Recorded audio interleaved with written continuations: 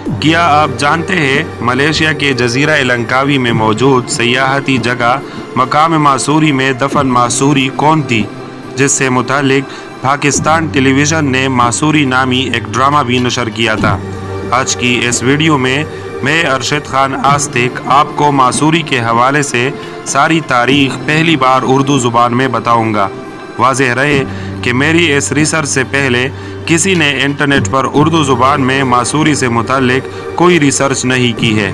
ये चैलेंज है, आप ख़ुद सर्च भी कर सकते हैं। इस दिलचस्प कहानी की तफसील में जाने से पहले आपसे दरख्वास्त है कि हैरत अंगेज़ और दिलचस्प मालूमात के लिए मेरे चैनल को अगर सब्सक्राइब नहीं किया है तो प्लीज़ सब्सक्राइब करें और बेल का आइकॉन दबाकर ऑल नोटिफिकेशंस ऑन करें। तो चले शुरू करते हैं।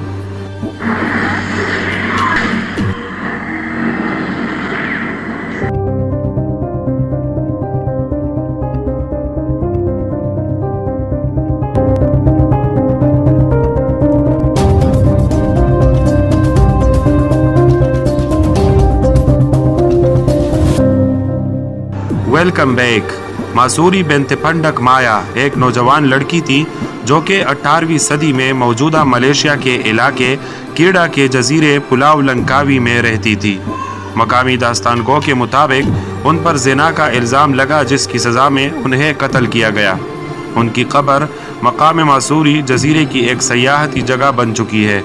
मासूरी माले या मौजूदा थाईलैंड से ताल्लुक़ रखने वाले एक किसान की बेटी थी, जिन्होंने बेहतर ज़िंदगी की तलाश में अपने इलाके निगरी पुलाव बुकेट थाईलैंड से मलेशिया के इलाके कीड़ा में वाक़े जजीरा लंकावी हिजरत की।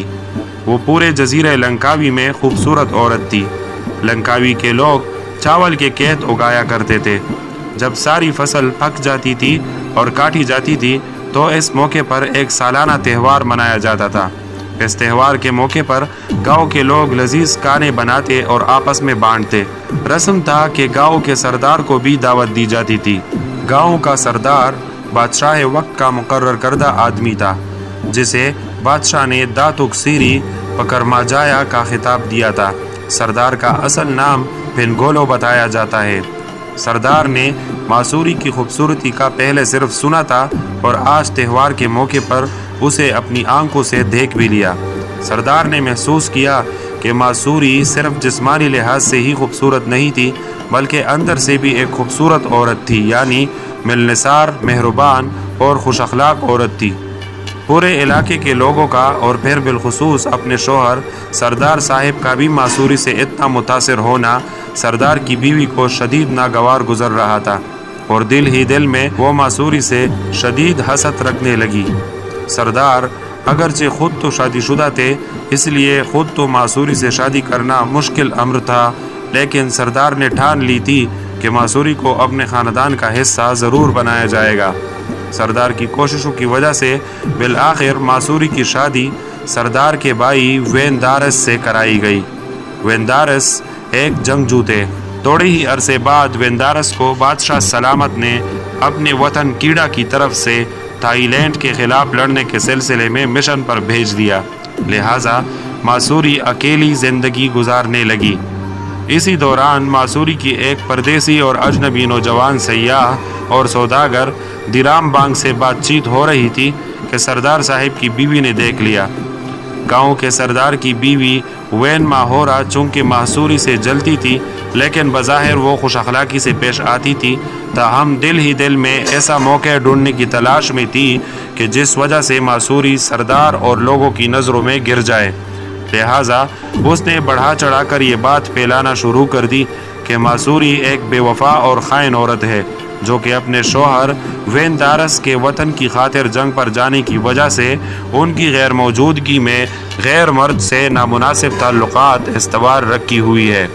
ये इल्ज़ाम वक्त के साथ साथ सरदार और गांव के लोगों के दिलों में घर करता गया और आखिर एक वक्त आ पहुंचा कि सरदार ने हुक्म दिया कि मासूरी को कत्ल किया जाए। सरदार के आदमी मासूरी को बदकारी के इल्ज़ाम में सज़ा के लिए उठाकर पंदंग मत सीरत के मकाम पर ले आए। سردار چاہتا تو یہ کام محل کے کسی کونے میں خود بھی کر سکتا تھا، مگر ایک عوامی مقام پر پورے گاؤں کے سامنے معصوری کو سزا دینے سے سردار دراصل یہ تاثر دلانے کی کوشش کر رہا تھا کہ غلط کام پر وہ اپنی بھابھی کے ساتھ بھی رعایت کے حق میں نہیں ہے۔ کہا جاتا ہے کہ سردار نے بنا ذاتی تحقیق کے صرف اپنی بیوی کی باتوں کا یقین کر کے یہ انتہائی اقدام اٹھایا جو کہ سراسر ظلم تھا۔ لیکن ادھر مسئلہ یہ تھا کہ سردار کی بیوی نے پورے گاؤں میں یہ مشہور کرایا تھا کہ معصوری زناکار عورت ہے۔ معصوری بے گناہ ہی کیوں نہ ہو، مگر مسئلہ یہ تھا کہ بدنام ہو چکی تھی، اور اسی کی وجہ سے گویا سردار کا خاندان نہ صرف بدنام ہو رہا تھا بلکہ سردار کے عدل پر بھی سوالات اٹھ رہے تھے کہ چونکہ اپنی بابی ہے اس لیے سردار سزا نہیں دے رہا۔ اس لیے معصوری کو سزا دے کر نشان عبرت بنانا ہر حال میں سردار کے لیے لازم ٹھہرا۔ معصوری نے اپنی بے گناہی کا بہت یقین دلایا اور اپنی زندگی کی بھیک مانگی، مگر سردار نے یقین نہیں کیا۔ معصوری نے بد دعا دینے کی بھی دھمکی دی، مگر سردار اور اس کے کارندوں نے پرواہ نہیں کی۔ سردار کے کارندوں اور گاؤں کے دیگر لوگوں نے معصوری کو درخت سے باندھا اور چاقو سے قتل کرنے کی کوشش کی، مگر وہ قتل نہیں ہو رہی تھی۔ پھر لوگوں نے اور طریقوں سے بھی کوشش کی، مگر ہر کوشش بے سود ہی رہی۔ جب قتل کرنے کے تمام طریقے لوگوں نے استعمال کیے مگر انہیں کامیابی نہیں ہوئی تو لوگوں نے معصوری کو درخت سے باندھ کر چھوڑ دیا کہ شاید بھوک پیاس سے یہ خود ہی مر جائے، مگر یہ کوشش بھی ناکام رہی۔ کئی ہفتے بعد معصوری نے پھر خود سردار کو پیغام بھجوایا کہ مجھے ہمارے خاندانی ہتھیار سے ہی قتل کیا جا سکتا ہے، جس پر سردار کے آدمیوں نے وہ ہتھیار اٹھا لایا اور معصوری نے قتل ہونے سے پہلے ایک دعا کی کہ اے میرے خدایا، اگر میں بے گناہ ہوں تو میرے خون کو سفید رنگ کا بنانا۔ بس جو ہی سردار کے آدمیوں نے اس پر قتل کرنے کے لیے وار کیا تو بدن سے بجائے سرخ خون بہنے کے سفید خون بہنے لگا۔ یہ دیکھ کر سردار اور پورے مجمع کو معصوری کی بے گناہی کا یقین ہو گیا اور اپنے اس اقدام پر وہ بعد میں خدا سے معافی بھی مانگنے لگے، مگر اب بہت دیر ہو چکی تھی۔ اس دوران معصوری کے جسم کے اوپر پرندوں کا ایک غول نمودار ہوا جس میں معصوری کا جسم چپ سا گیا۔ آخری سانس میں معصوری نے جزیرہ لنکاوی کے لوگوں کو بد دعا دی کہ آنے والی تمہاری 7 نسلیں اچھے دن نہ دیکھیں اور خوشحال نہ ہو۔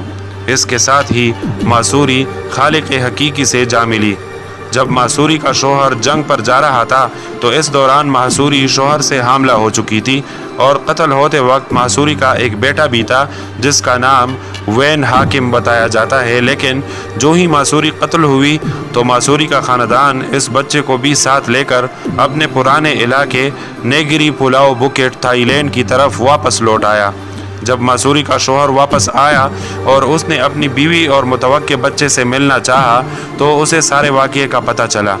وہ چاہتا تو اپنی بیوی کا بدلہ لے سکتا تھا، مگر دوسری جانب بھی بھائی تھا جسے قتل کرنا اس نے مناسب نہ سمجھا۔ البتہ دل برداشتہ ہو کر گھر بار چھوڑ کر نامعلوم مقام کی طرف چل نکلا جسے دوبارہ نہ دیکھا گیا۔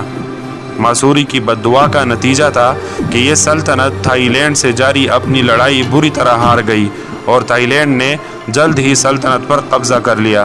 سلطنت کے لوگوں نے تھائی لینڈی آبادی کے ہاتھ لگنے نہ دینے کی غرض سے اپنے پکی ہوئی فصلوں کے کھیت خود ہی جلا ڈالے، جس کی وجہ سے علاقے میں ایک طرح سے قحط سالی اور غربت بھی شروع ہوئی۔ تھائی لینڈ کے پیدر پہ حملوں سے علاقہ لمبے عرصے تک بری خانہ جنگی کا شکار رہا۔ تاریخ دانوں کے مطابق علاقے میں لمبے عرصے تک کوئی بارش بھی نہیں ہوئی۔ علاقہ ہازا دریاؤں سے بہت فاصلے پر تھا اور آپ کہہ سکتے ہیں کہ یہاں فصلوں کو سیراب کرنے کا ایک بڑا ذریعہ بارش تھی۔ علاقے کے لوگوں کو تقریباً 300 سال بعد ہی 20ویں صدی کے اختتام پر اچھے دن دیکھنا نصیب ہوئے، جس کے بارے میں خیال کیا جاتا ہے کہ 18ویں صدی کے آغاز سے لے کر 20ویں صدی کے اختتام تک، یعنی تقریباً 300 سال بعد علاقہ کے لوگوں کی 7 نسلیں پوری ہو چکی ہیں۔ اب یہ علاقہ سیاحت سے کافی پیسہ کما رہا ہے، ہریالی بھی بحال ہوئی ہے۔ معصوری کے جانشین اس وقت تھائی لینڈ کے علاقے بکٹ میں رہتے ہیں، جو جزیرہ لنکاوی ملائیشیا میں موجود معصوری کے مزار کی زیارت کرنے آتے رہتے ہیں۔ मसूरी के जानशीनों में से एक आयशा नामी खातून भी है जो सन 2000 को मसूरी के मज़ार के दौरे के मौके पर मंजर आम पर आई थी और लोगों और मीडिया की काफ़ी तवज्जो हासिल कर गई थी। आयशा ने जो तवज्जो हासिल की, इसकी शायद एक वजह यह भी हो कि बाज़ लोगों का कहना है कि आयशा शक्ल सूरत में मासूरी पे गई है। PTV पर जो ड्रामा मासूरी के नाम से नशर किया गया था वो तो ज़्यादातर अफसानवी ही था। इसमें सौदागर दिराम बांग की तरफ से मंसूब एक कहानी दिखाई गई थी जिसके मुताबिक मासूरी के पकड़े जाने के मौके पर दिराम बांग इलाके से बहिफाजत निकलने में कामयाब हो चुका था और वो मुसलसल सफ़र काटता रहा कि पाकिस्तान के इलाके सिंध आ पहुंचा। यहाँ वो आबाद हुआ और यही उसकी फिर शादी हुई और औलाद भी पैदा हुई और नस्लें बढ़ती रही कि 7 नस्लों बाद औलाद में सारंग नामी एक नौजवान पैदा हुआ जिसकी रगों में अपने जद दिराम बांग के बहने वाले खून ने एक बार फिर जोश मारा और उसे मासूरी का शबीहा सताने लगी। मासूरी ख्वाब में आने लगी। उसने ख़ानदान में बोलना शुरू किया कि उसे 300 साल पुरानी मरी हुई औरत मासूरी से उल्फत सी हुई है जिसका वतन मलेशिया है। उसने सरतोड़ कोशिश की कि किसी तरह से मलेशिया जाए। उनके वालिद एक सियासतदान थे।